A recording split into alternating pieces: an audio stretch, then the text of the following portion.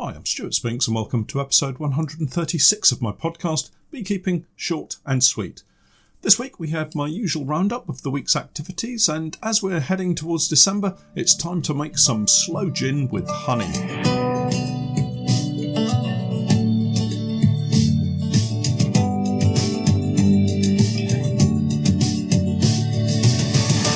Beekeeping Short and Sweet, a beekeeping podcast for the inquisitive beekeeper with a short attention span. A beekeeper, in fact, just like me. Welcome back to the podcast. I'm sat here in my office today looking out at another rain shower. We seem to have had a roller coaster of a week with weather. Some stupidly high temperatures of 17 degrees centigrade. That's around 62 degrees Fahrenheit. Some days have been lovely clear skies and others overcast, dull and quite dreary. It's that time of year, of course, and we should embrace the change from autumn to winter as much as we do winter to spring or spring into summer. Yes, it's lovely to have bright blue skies and warm sunshine, but there's also beauty to be seen in those rolling, stormy grey skies, clouds heavy with rain, and occasional glimpses of the sun hidden behind it all, waiting to burst through. Quite poetic, really. Anyway, we and our bees are in for a bit of a shock tonight as temperatures plummet to near freezing, and I wouldn't be surprised if I'm scraping the windscreen of the truck in the morning. To be honest, it's long overdue, and I do enjoy the colder days that mark the approach of winter. Not for any other reason than it means I'm getting closer to the start of a new beekeeping season. It's about now that I start to get a bit fidgety. I've not looked inside a beehive properly for some time, and you, start to miss it. Obviously, those moments in high summer when it's blazing hot, I'm sweating so much it's running into my eyes and I can hardly see what I'm looking at, counteract this feeling. At that point in midsummer, I can't wait for the calmer days of autumn and winter, but now we're here, I'm starting to feel rested and ready for the new season. I say rested, what I mean is rested from inspections. The work goes on, and with the new product testing going on at the moment, I seem to be busier than ever. That's a good thing, of course. It keeps my mind occupied away from wanting to look inside beehives. Just to update you on the new product launch, I think it will be next weekend. That's November the 28th, probably. I've had one or two delays through testing and waiting on equipment. Next day delivery has turned into a wait of 9 days for one item, and although it's not a major problem, I think I've become caught up in the whole order it today, get it tomorrow way of thinking, so any delays become hugely frustrating. Not that I'm stuck for jobs though. I've just been discussing with Pete plans to make some wooden horses to use as a temporary work table at the unit. I need a decent table space for making up frames and waxing them. The workshop is just too cold, so I'm hoping we can get organised and move the frame finishing from the workshop to the new unit. That obviously needs me to focus on the cleaning of frames first, a job that keeps getting pushed further down the priority list. One of the reasons for that is the decision to go with more plastic frames. I'm not sure if I've already mentioned it in previous podcasts, but I've ordered 500 frames to fill the honey pour brood boxes that I've recently ordered. I was talking to Paul at Modern Beekeeping a few days ago about the decision and trying to pick his brains about how best to use them. He's used them successfully for some time. And the more important question is how to wax them. My previous attempts have been pretty poor, to be honest, and that made me reluctant to invest in more and try them out during the main summer season. That, of course, this year has resulted in me losing confidence in them purely because I don't have any experience of them working well. That is, apart from one solitary frame in a honey pour brood box at the alpaca apiary. So I needed to understand what I was doing wrong so that next season I can get to grips with it and really understand how and if they can help me with my beekeeping. The first thing that cropped up was confirmation that you just can't put the frames into a hive without coating them with wax to encourage the bees onto them. You need to encourage them to start drawing out comb, building on the embossed pattern in the plastic foundation. I found this out to my cost this season. I trialled a few plastic frames without waxing them in several hives, and they just weren't interested in them at all. I kind of figured that would be the result. So I didn't need Paul to confirm that to me, but it's just nice to have the obvious stated sometimes. The next thing is to say you have to give the frames enough wax to get the bees excited, but not too much so as to be wasteful. Remember, beeswax is a valuable commodity and it needs to go as far as it can be stretched, but too little is as good as none at all. I found this out to my cost again this season, although there may be another reason for what I found, but more on that in a moment.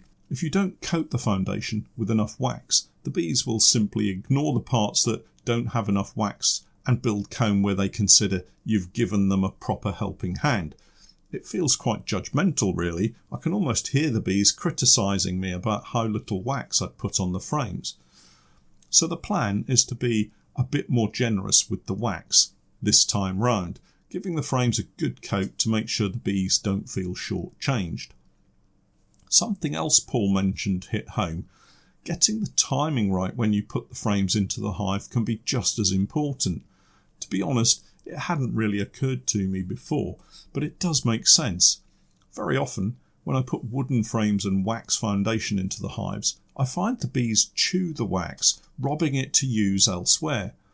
They don't have enough wax of their own. The colony may be balanced to perform other tasks and not have enough workers producing wax scales, and so rather than wait for numbers of bees to switch over to wax production, they simply rob the wax from other frames in order to be used elsewhere.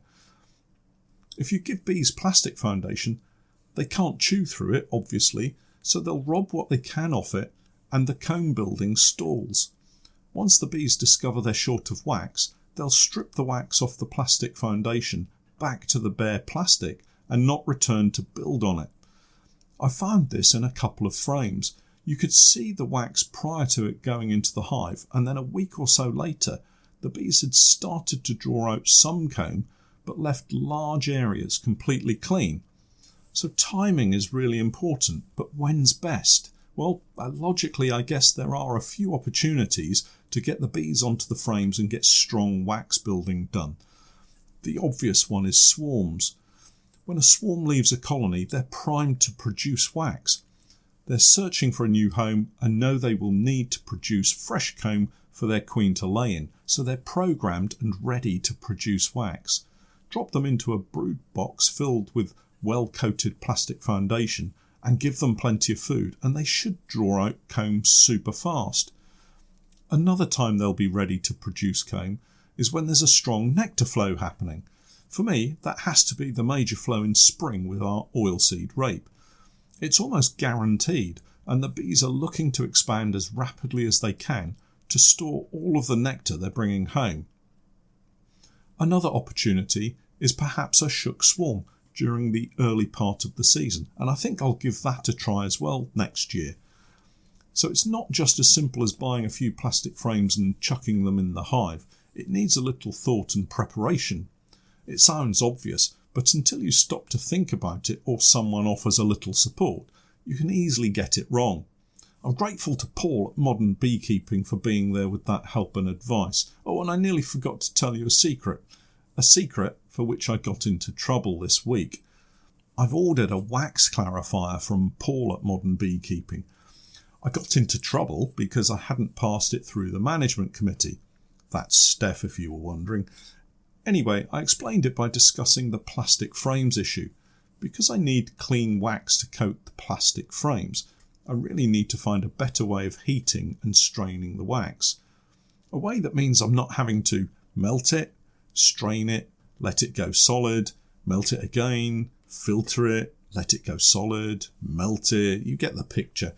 Because I'm only doing small batches of wax, and the only real option I have to heat it is the Appy melter, it costs a small fortune to heat up and then cool down again. A wax clarifier is purpose-built for the job. The version I'm getting is made by a company called Logar, and as it happens, imported by Paul at Modern Beekeeping. We got chatting after I'd grabbed all of his useful knowledge on plastic frames, and he had the perfect solution. It works by melting the wax and then allowing it to settle out the gunk, and has 2 taps on it, one slightly higher than the other. It kind of looks like a large settling tank with the 2 taps. The top tap allows the clean melted wax to flow out, and the bottom one allows the dirty wax and gunk to come out afterwards. It's ingenious and should save me a heap of time and money and energy costs. I'll definitely shoot a video of it in action, but it's not due to arrive until mid to late December, I think. So it's an early Christmas present to myself. The other topic for this week is sloe gin made with honey. It's that time of year again when, if you look around the hedgerows, you'll see these black fruits growing on spiny branches. They're about the size of a small marble and really bitter to taste. I've made sloe gin many times before using sugar, but figured it was time to use some of our delicious honey to sweeten it before I use it all for mead making. I spent the last week deep in the depths of the city library, searching for ancient recipes for sloe gin, and after many hours of reading by candlelight, late into the night, I've discovered a recipe that's rather different to the one that I normally use. Traditionally, I've always taken the sloes from the bush after the first frosts, and pricked each one with a thorn taken from the same plant. The reason for this is lost in time, but rumour has it it's to ward off evil spirits. OK, I may have made that bit up. Honestly, I have no idea why you would need to do that.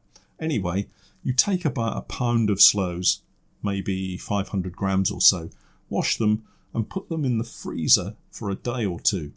This means you don't have to wait until the first frosts hit. You just pick them when they're ripe. Give them a squish, and if they're soft, you can pick them, unless the birds have already eaten them, of course, and then you won't know if they're soft or not, because there won't be any left. Anyway, let's just rewind. Pick them before the birds eat them, and when they're ripe. Wash them and put them in the freezer for a day or 2. This will cause a lot of them to swell up and burst. Take them out of the freezer and prick them all over with a fork or something similar. Pop them into a jar or container that you can seal firmly.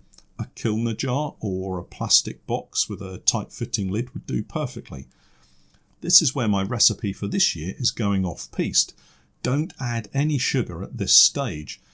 This is where the recipe differs from my normal version, which usually results in a sickly sweet, slightly medicinal syrup. I'll explain when to add the sugar in a moment.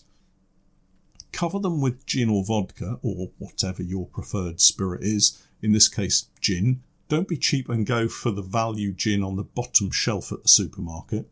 You'll get what you pay for here, and if you go that route, you may as well go down to the local garage and buy some antifreeze. Okay, just for clarity, don't use antifreeze, and I'll repeat that, do not use antifreeze. No, you have to leave it to steep. Put it away in a cool, dark place, maybe next to the mead that you're making, for instance. Check it occasionally and give it a stir or a shake, making sure that the lid is firmly in place. After 3 months, it should be a nice dark red, kind of burgundy looking liquid and taste terrible. Now comes the fun part. Make up a syrup using somewhere around a pound of honey and a little water, just enough to make it easy to pour and to mix with the sloe gin. Strain the gin off the sloes and add some of the honey mix. Stir to mix it thoroughly and taste it a little. Keep doing this until you get just the right taste for you. If you have a sweet tooth, you'll probably have drunk all the gin and feel very happy with life. I would simply lay down at this point and clear up in a day or 2. On the other hand, you may have found a perfect balance for you between sweet and bitter and still have the majority of the gin left. Congratulations! Bottle what's left and share with your friends, or alternatively, hide it away, don't tell anyone and keep it for yourself. I'm told it goes great adding a little to a glass of Prosecco, or you can just pour some over an ice cube in a heavy-bottomed whiskey glass and enjoy it after a long day of cleaning brood frames. I'm told it's just like me, gets better with age. I'm not sure mine will last that long though, and I'll post the recipe along with other useful links from today's podcast. I think we should all make some and have a tasting at one of my monthly Patreon Zoom gatherings. And if you'd like to join in with the fun, simply head over to my Patreon page and check out the login requirements. I'll be posting details of my next meeting in the coming weeks. Well, that's it for this week. Do check out the podcast notes for all the links. But until next week, I'm Stewart Spinks, and that was Beekeeping Short and Sweet.